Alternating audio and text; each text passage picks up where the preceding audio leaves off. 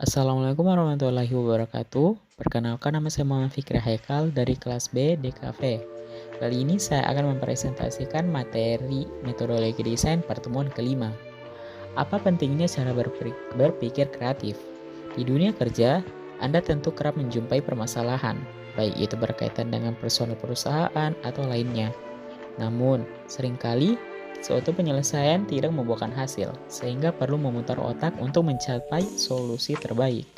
Inilah pentingnya kemampuan dalam berpikir dengan penuh kreativitas.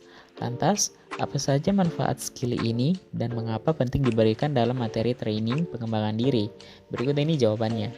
Menciptakan produk lebih unggul, menghandle berbagai situasi, meningkatkan optimisme, dan menyebarkan semangat secara luas. Bagaimana cara melatih berpikir kreatif? Mungkin Anda akan bertanya-tanya, bagaimana cara untuk melatih kemampuan creative thinking? Berikut ini ada beberapa tipsnya. Mempertanyakan berbagai aspek, menggabungkan perspektif, mengamati sekitar. Ciri-ciri berpikir kreatif. Selain melalui definisinya, kita juga dapat mengenal berpikir kreatif dari karakteristik atau ciri yang menyelimutinya. Adapun ciri-ciri kemampuan dari berpikir kreatif yaitu menurut Susanto 2016, ciri-ciri peserta didik yang kreatif dapat ditinjau dari dua aspek, yaitu kognitif dan efektif, yakni sebagai berikut. 1. Aspek kognitif. Ciri-ciri kreativitas yang berhubungan dengan kemampuan berpikir kreatif atau divergen yang ditandai dengan adanya beberapa keterampilan tertentu, seperti keterampilan berpikir lancar, berpikir luwes atau fleksibel, berpikir orisinal, keterampilan merinci, dan keterampilan menilai. Makin kreatif seseorang, maka ciri-ciri ini makin melekat pada dirinya. Kedua, aspek afektif. Ciri-ciri kreatif yang lebih berkaitan dengan sikap dan perasaan seseorang yang ditandai dengan berbagai perasaan tertentu, seperti rasa ingin tahu, bersifat imajinatif atau fantasi, sifat berani mengambil resiko, sifat menghargai, percaya diri, dan keterbukaan terhadap pengalaman baru. Indikator berpikir kreatif.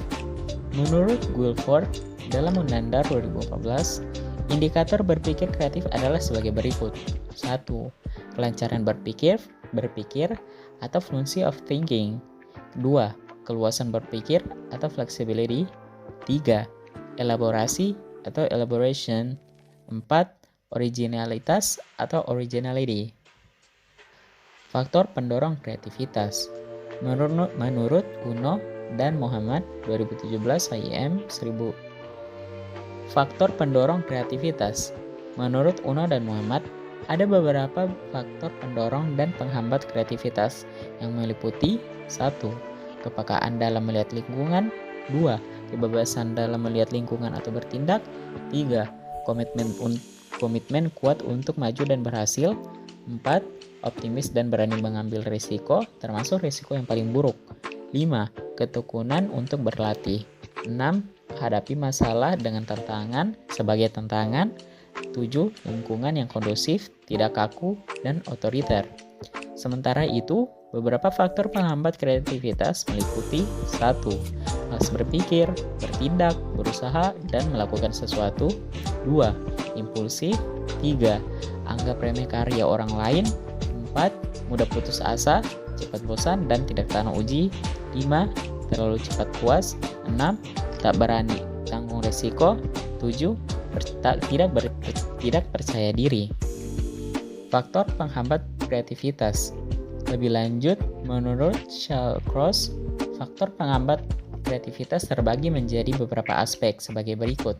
1. Kendala historis. 2. Kendala biologis. 3. Kendala fisiologis. 4. Kendala sosiologis. 5. Kendala psikologis. 6. Kendala diri sendiri.